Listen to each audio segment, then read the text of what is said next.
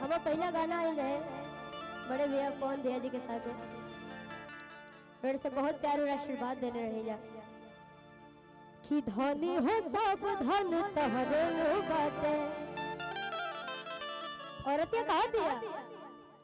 कि लेके थरिया तो जला तारा करिया आग लाग जाला दिल के भीतरिया आ काम कहिला से हो गई करिया आ हम तो नैहर में रहिए सबरिया।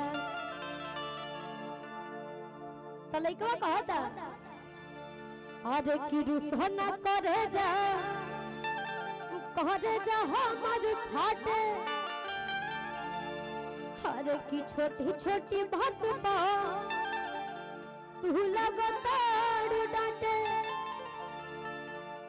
बोले यह कतनो खूबसूरत लोग आई लेकिन हमरा के तू ही पसंद बड़ो हो कह तेरे का कि धनी है सब धन धनी है सब धन कहरे ले बाटे खबिया को जला कर करिया आग लाग जाला दिल के भीतरिया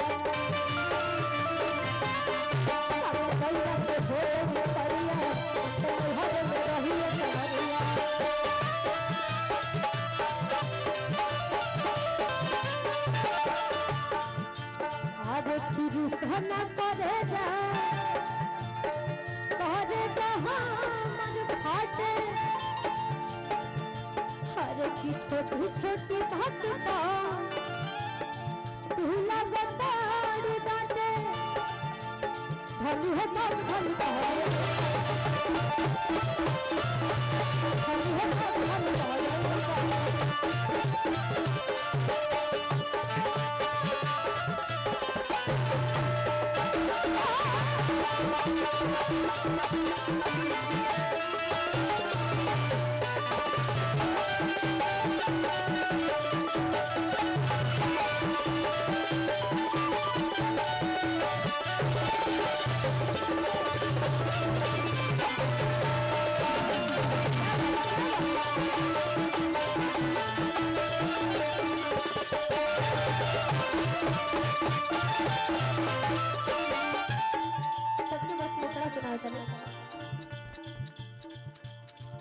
एक और गाना रहे भैया कि तहरा राजा जी के दिलवा टूट जाए। औरतिया कहतिया कि तावा लेखा गरम रवा करी ना मिजाज के अरे काम न कराने वाला बात महाराज के की होई फेंक दो न लोहा गुस्सा कम करो थोड़ा चूड़ी फूट जाए और रंग छूट जाए तो मन रूठ जाए तहरा राजा जी के दिलवा टूट जाए। बहुत बढ़िया बहुत बढ़िया।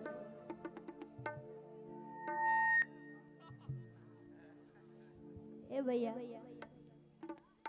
सही हुई पहले सीटीए बजा ली रौला बाद में प्रोग्राम होई। अच्छा एगो गाना बहुत ही प्यारा बहुत पुरान गाना है कोनो कोनो ऐसा गाना होकेला जो कि पुराने ना होकेला।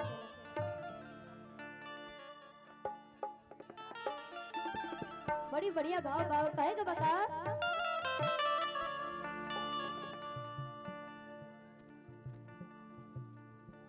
कि तोहरा बिना खाना पीना तोहरा बिना खाना पीना और लगे कि गरी की बखार है एगो हम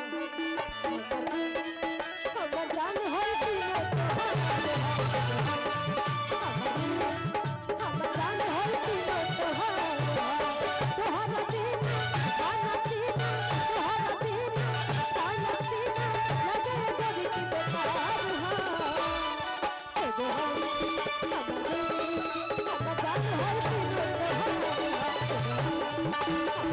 समाधान हर तीनों त्योहार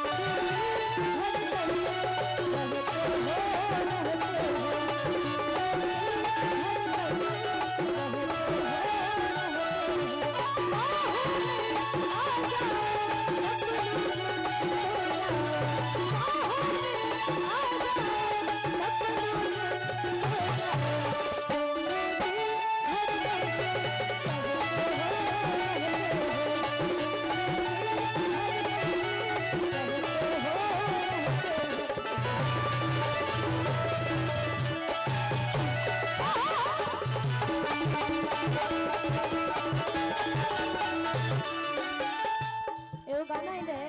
बड़े भैया खेसारी भैया जी के साथ है भैया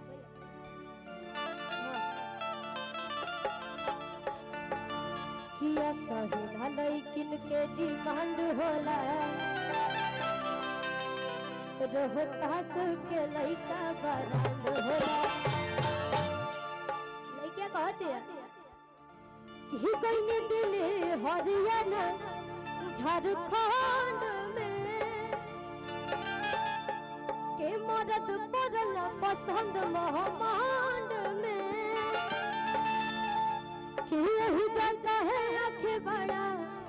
बड़ा कांड होला तो लइका कहता कि सही हलई के असही हलई के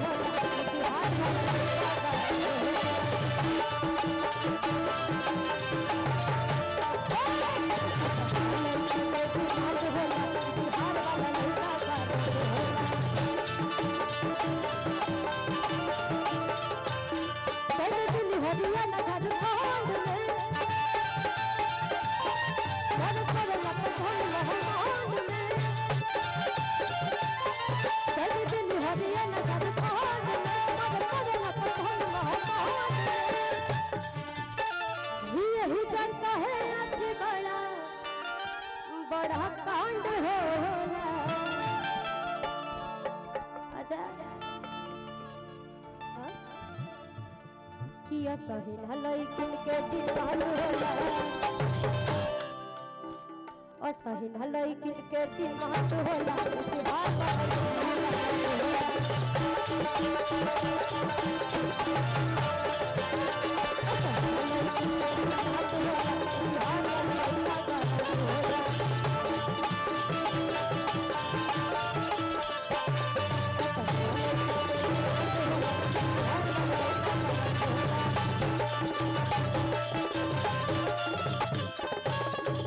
अगर अच्छा लगा तो प्यार से ताली बजा के आशीर्वाद